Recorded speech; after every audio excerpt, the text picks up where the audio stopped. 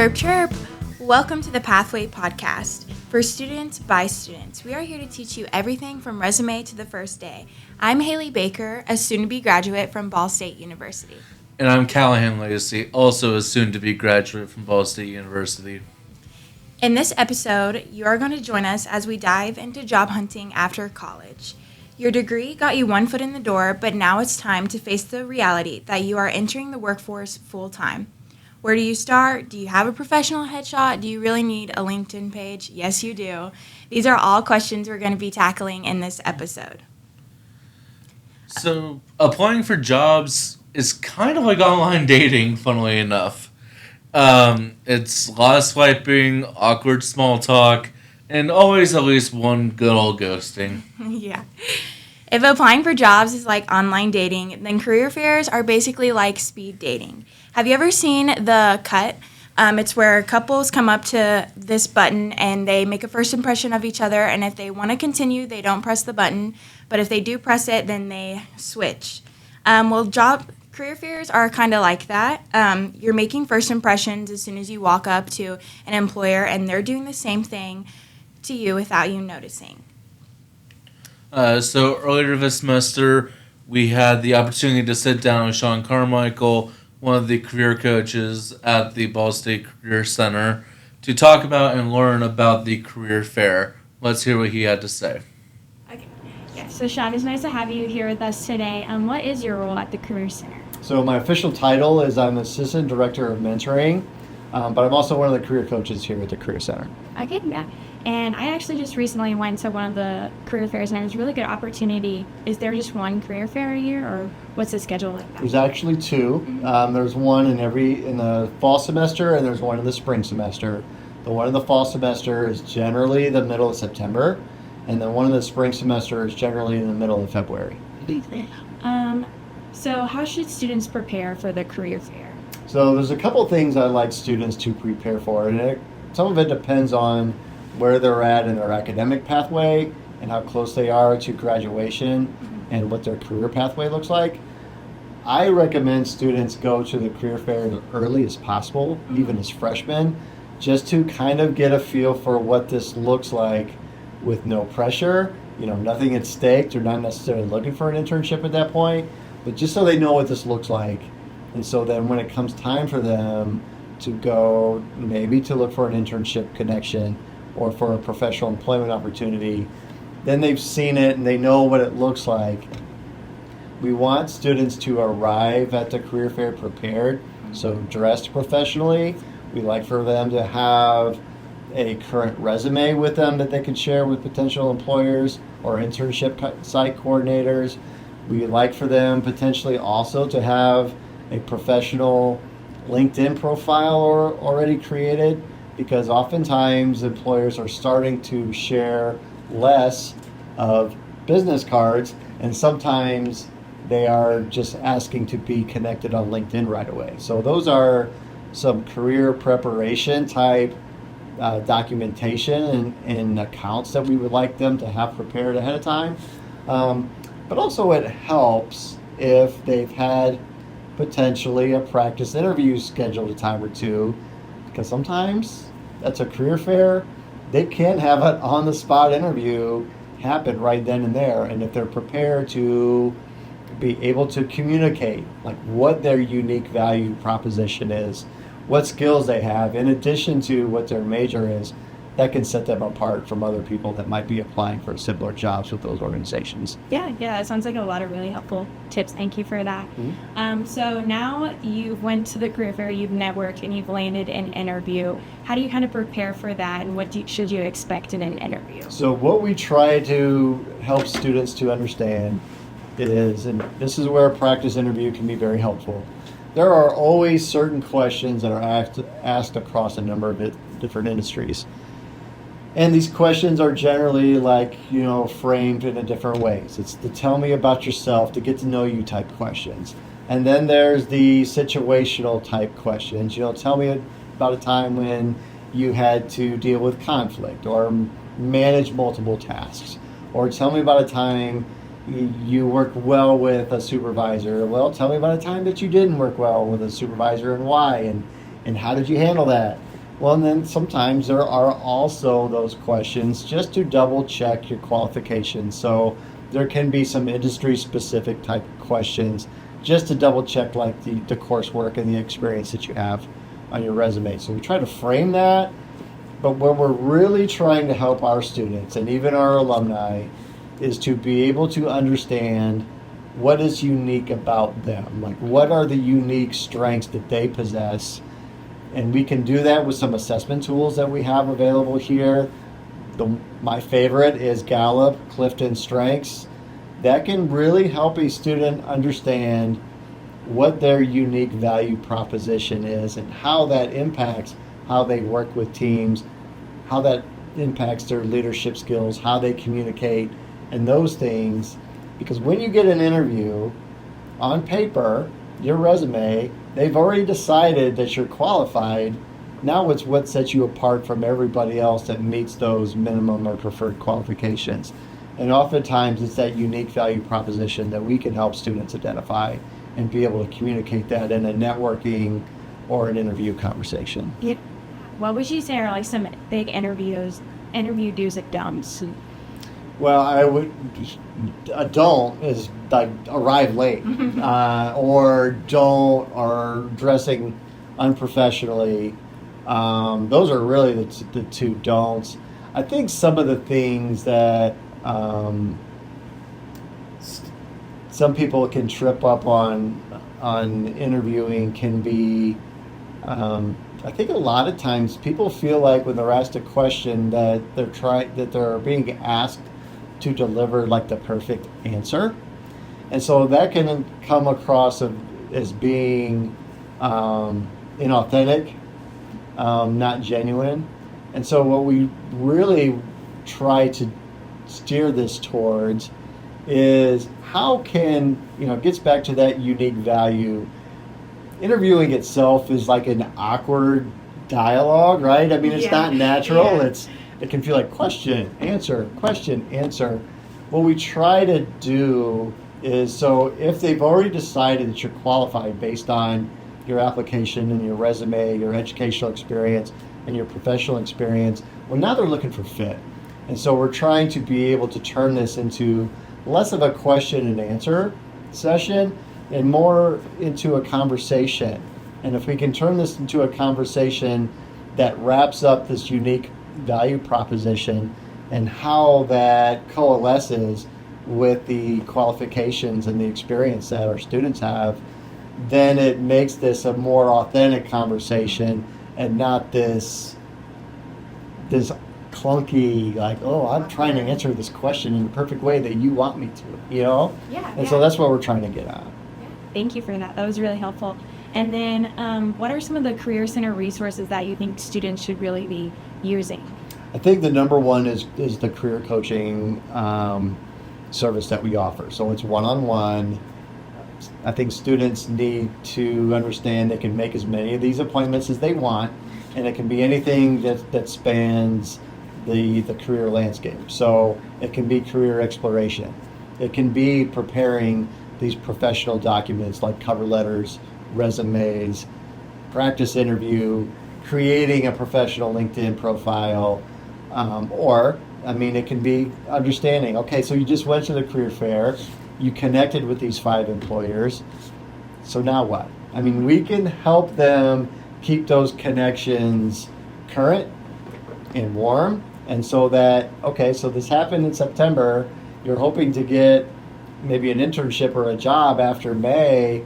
What are some strategies to continue to follow up with those people that you've connected with to keep those current? And so then that can potentially lead to an opportunity with those places, or maybe somebody else that they may know that's looking for somebody that looks like those students. Yeah, thank you. I feel like I learned so much personally just from sitting here. All right, well, terrific. Yeah. So now it's time for the first day. How do you make sure you can ace that interview and that you're prepared? Preparing for an interview is a pivotal moment in your career hunting journey.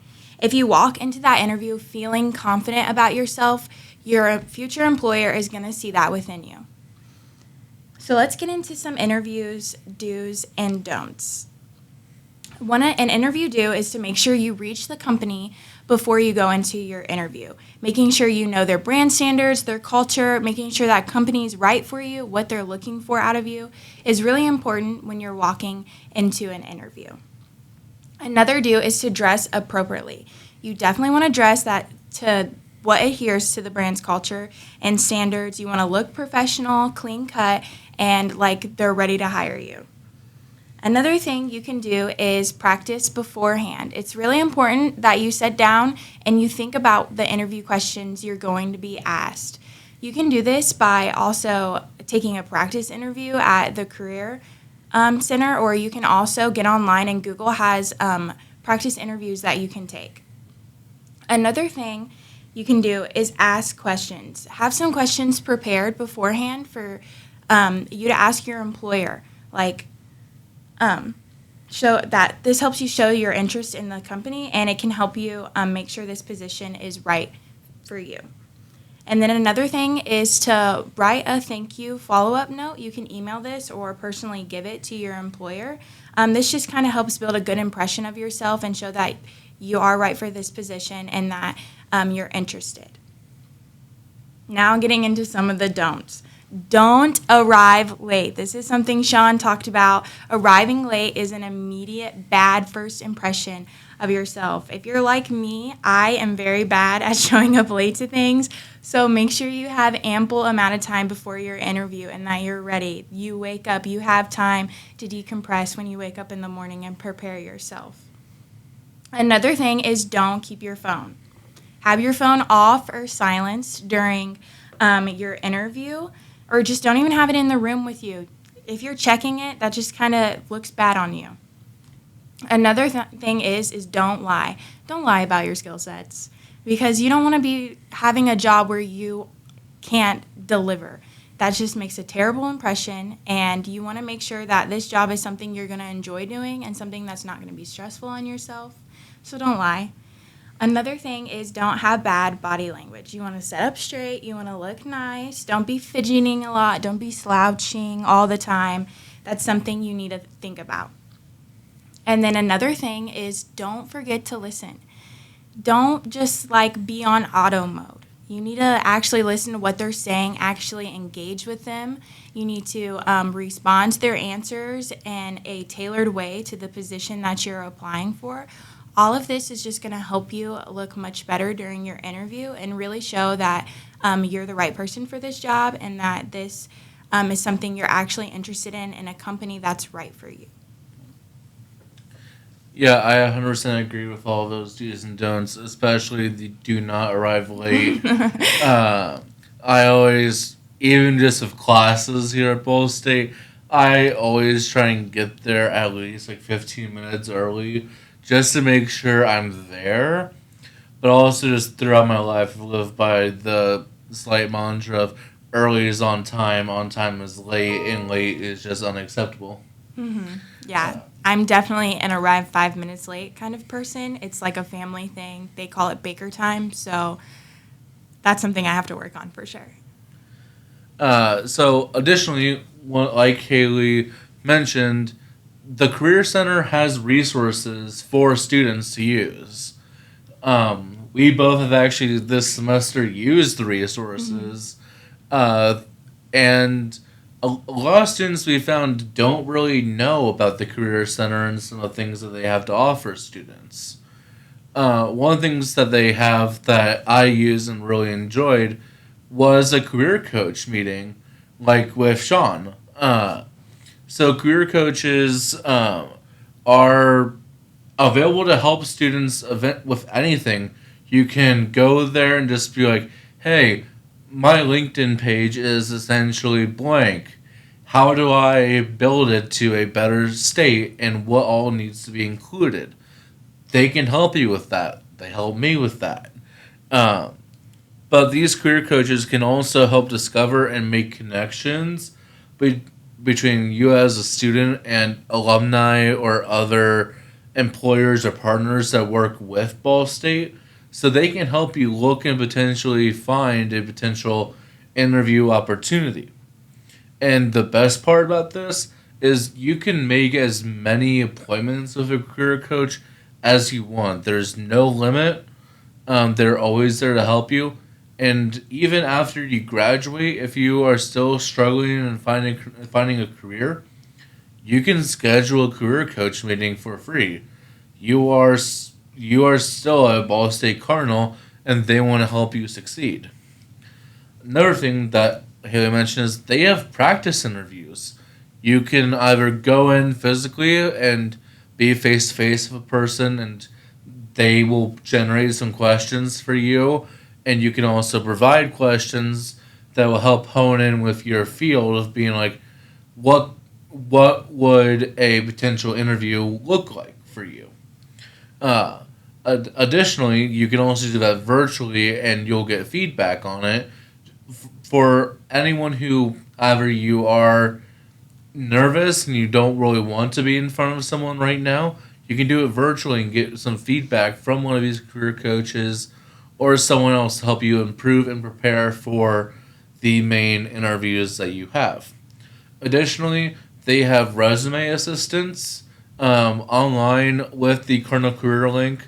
There is a function called VMOC, which you can upload your resume and it will give you real-time feedback on it and help and give you suggestions on how to improve it.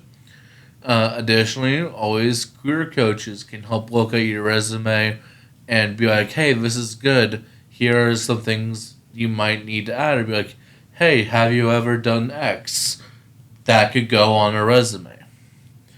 Another thing is if you want to talk to partners but don't really want to go to them, sometimes they come to us.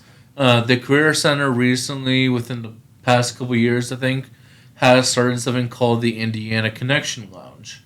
Essentially, it is a space where partners of Ball State and employers of looking to hire some Ball State students will come here to campus, and there will be times throughout the day where they will be at the Career Lounge, and you can just go and spark up a conversation with them on your own turf, so to say, with like, hey, it's low key, like, yes, if you do this and you want to use it as a setup for an interview, as Haley said, do dress slightly professionally and not just in a t-shirt and shorts, but also it's low key, so you don't always have to like be in a suit. It's a really nice place for employers spending the day on campus and also giving you the experience to talk to them. I know groups that have come in the past have been the Motor Speedway has come, a few places. I think like Visit Indy has come in the past, and a few others that if you look on the Career Center website, you can see lists of people who have come and potentially a list of who is coming and when they are, so you can plan, be like, hey, I want to go talk to them. I'm going to put this on my calendar now to talk to them on that day when they are here. And another thing is Cardinal Career Link. It is essentially the virtual version of the Career Center. It is where you will make appointments with a career coach. It is where that VMOC is to get resume assistance. It's where you can schedule a practice interview. Also, it's where some on-campus jobs and some off-campus, potentially other jobs and internships are listed if that is something you are looking for in your Ball State experience. Yeah. One thing we wish we used more was definitely the resources that Ball State has to offer, because if you think about it, you're never going to have this many free resources available to you in your entire life during your time here at Ball State. Like he was saying with the Indiana Connection Lounge, I actually did go there one day, and I got to meet Penske Entertainment Group and the Indianapolis Motor Speedway. And then that summer, I got to have an internship with the Indianapolis Motor Speedway, and it was the best time of my life. It was during the month of May, and it was so much fun. I met so many people. I was able to network, and that was all just because I showed up to the Indiana Connection Lounge here at Ball State, and I just got to connect with their hiring person, their recruitment. And for that, I was just in jeans and like a nice button up or something like that. And you could just walk in and walk around, and it was very casual. You could just sit down, have a casual conversation, versus like I know sometimes at the career fair it can be kind of scary to walk up and approach people. So that was so helpful for me. Yeah, and just always, the job hunt never really goes as smooth as you want it to. There are always bumps on the road. Sometimes you don't land on the position with the company you were hoping for, or you just have to go through interview after interview after interview. And that is okay. It's a part of life. And we've all made our own mistakes and learned from these experiences.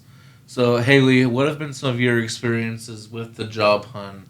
I know you just mentioned your experience with Penske. Yeah. So I had that through Ball State. I'm currently job hunting. Actually, I graduate in 2 months, and I'm still working on getting a job lined up. So it is a lot of applying. It's so daunting, and I never really realized how much work it was, like just how hard it was, because I work in the restaurant industry currently to get me through college, and it was like I walked in, sat down, they asked me like, what's your availability? And like that was basically, and it was like, boom, job. Versus like now it's like I actually do have to like walk into an interview prepared, and I have to be able to showcase myself in a way that makes me feel confident about myself. So that's something that I'm working on, and lots of applying. Just keep on applying to jobs. Just keep on applying. And make sure you follow up. It's really important that when you apply to something, you just don't forget about it. But you also reach out to the employer and contact them just to kind of show that you're interested. That's something that I've been working on and trying to do. What have been some of your experiences? I worked in the restaurant industry way back in high school, and to your point, yes, it was tough. very much just like, what was your availability? Boom, you're in. But other than that, I mean, I've had an experience where I was a camper at a summer camp in Pennsylvania, and as I was getting older, I was getting to the age where, hey, you could actually start becoming staff if you wanted. Mm-hmm. And so, like, yeah, that sounds fun. They're like, okay, we're not guaranteeing you a position as a counselor. You just have to go through the interview process. And so it was just a little bit of a weirder experience of me being like, all right, I know all these people, I've known them for a few years, but I still have to go through the interview process like I'm a complete stranger. But also, I mean, it just being through a few different interviews for a wide variety of companies. Like, I've worked at that summer camp for a few years. 2 summers ago, I was a intern with Heartland Film down in Indy, working with their development team and kind of just like on like their sponsor side. And so for me, it was a lot of just filling in information and looking up businesses to make sure we had the right contacts and stuff. But also that summer, I was also a production assistant with a video marketing agency downtown. So those interviews were vastly different because one of them was very much more like, okay, what kind of equipment have you used and how quickly can you pick up new equipment, versus the other one was like, okay, how good are you at Excel? Yeah. Different skill sets. Yeah. And so there's different skill sets will have different types of interviews. And so I feel like understanding what to expect going in, or at least have an idea, be like, okay, this is what I think they might ask me, this is how I need to prepare, is a good way of going into things. Mm-hmm. Yeah.